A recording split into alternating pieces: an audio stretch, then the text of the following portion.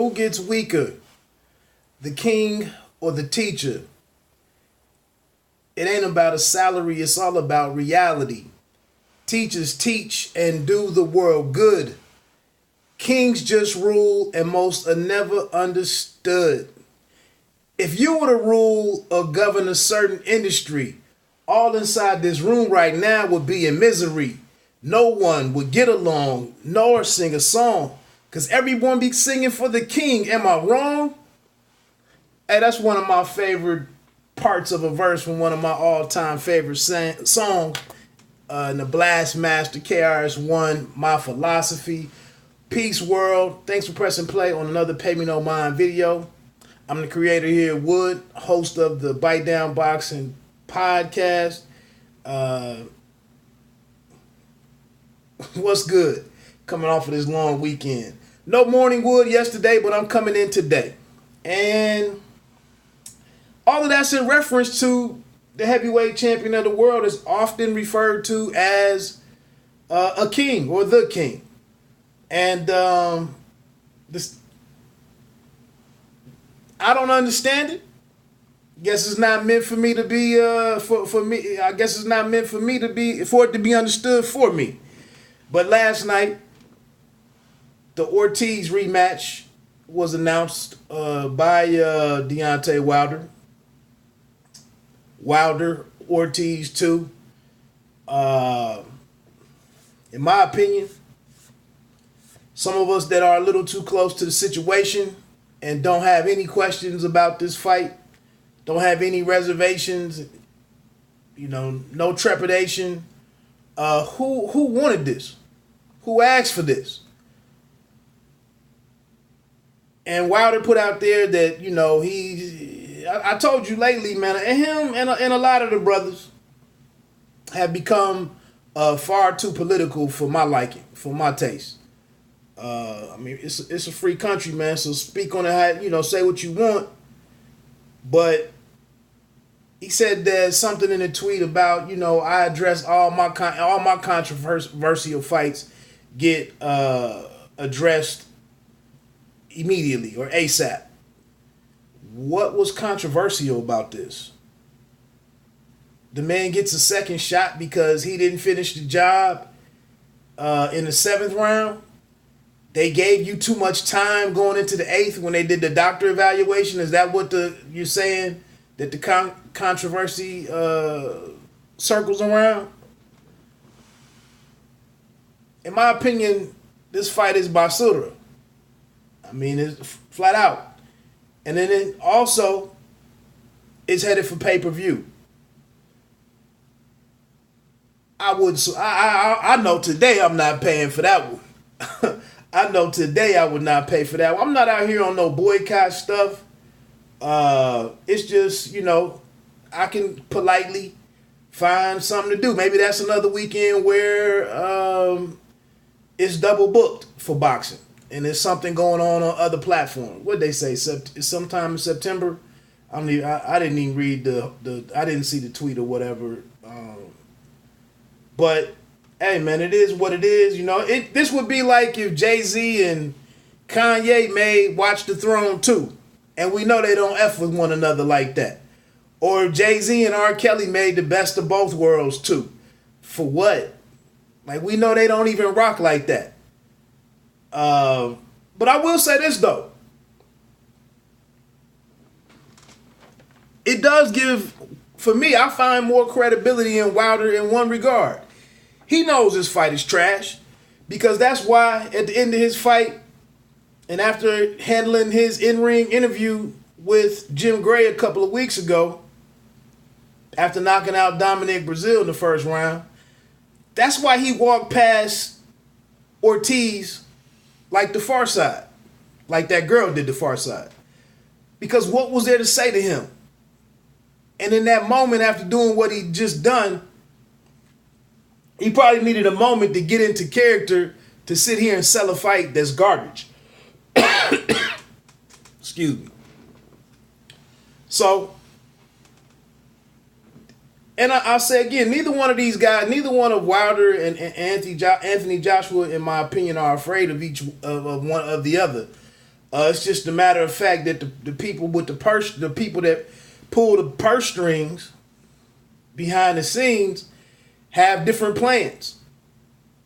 And in the middle of it is us fans out here and us following the sports that can't get the fight that we want. And that king talk for me, I mean, to sit here and have a man in front of you who you could beat, who you could defeat, and become undisputed champion of the world, get paid handsomely to do it, and there's no impetus, no urgency, whatever, like, it's a sham to me, and disgraceful to a lot of champions throughout the annals of boxing. It just is, and then to come out and try to sell it as something else, and to do all the put all the propaganda out there, and it also, secondly, it also confirms to me that while they often went about it recklessly, the other side was trying to make the fight, in my opinion. They've at least tried to make the fight. So I'm going to continue this. I'm going to fall back and continue to watch. Getting along to, I see we have some controversy afoot in, in this week, going into this week's big fight with Anthony Joshua and AJ-Ruiz for Joshua's IBF, WBA, and WBO belt. If you want to throw that IBO on there. Again, man, I like how I like Ruiz's demeanor coming into this thing. Him having championship experience already and fighting for a vacant title in the bout in 2016 against Parker. Tons of fights under his belt. He mentioned in the presser that a lot of Joshua's fighters, opponents were already beat coming into the ring, and he's very sure of himself, and he sounds like he knows what his calling card will be, his game plan, where he needs to operate and how he needs to operate, and all of those things are positives. And I'm anxious to see what Joshua does to offset the volume, the hand speed, the punches and bunches, the determination. He's a shorter fighter. He has some problems, coming forward against guys like coming forward, I don't want to, in a controlled, reckless manner when it was time to go for it against Takam, as well as even in some regards, he had a rough patch in trying to impose his will on Sasha Povetkin. So I'm interested to see how it plays out. And it's a stacked card. I mean, the women's undisputed fight with Taylor and Persoon, Callum Smith, seeing Josh Kelly, come over to the States at this stage in his career and facing a guy like Ray Robinson.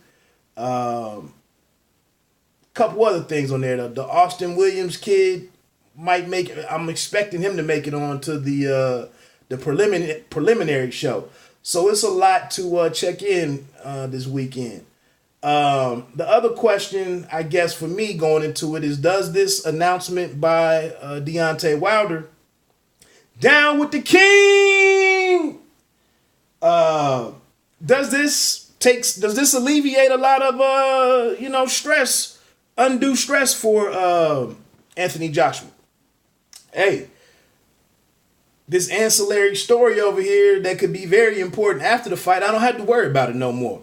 I'm looking good right now. All I got to do is take care of the job at hand. Oh, also, I dropped the Sound for Sound this week, the Sound for Sound column over at bitedownboxing.com. It's kind of a mashup of hip hop and boxing. The featured boxer is Anthony Joshua, and the featured hip hop act or artist or MC is Slick Rick. So please go over to bitedownboxing.com and check out this week's Sound for Sound. But yeah, this allows AJ to be singularly focused for the next 3 days or whatever, going into an important fight for his career. So that just make the job tougher for Andy Ruiz.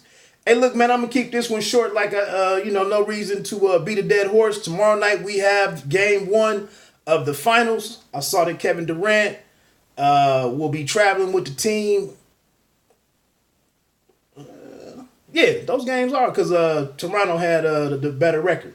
So moving back in with my smoothie, getting back to my 10-day cleanse. I did come out of the weekend. I was right where I was going into the weekend, so that was great. Now I get back on this stuff for another few days and then figure out what my plans are with my eating and my diet going forward.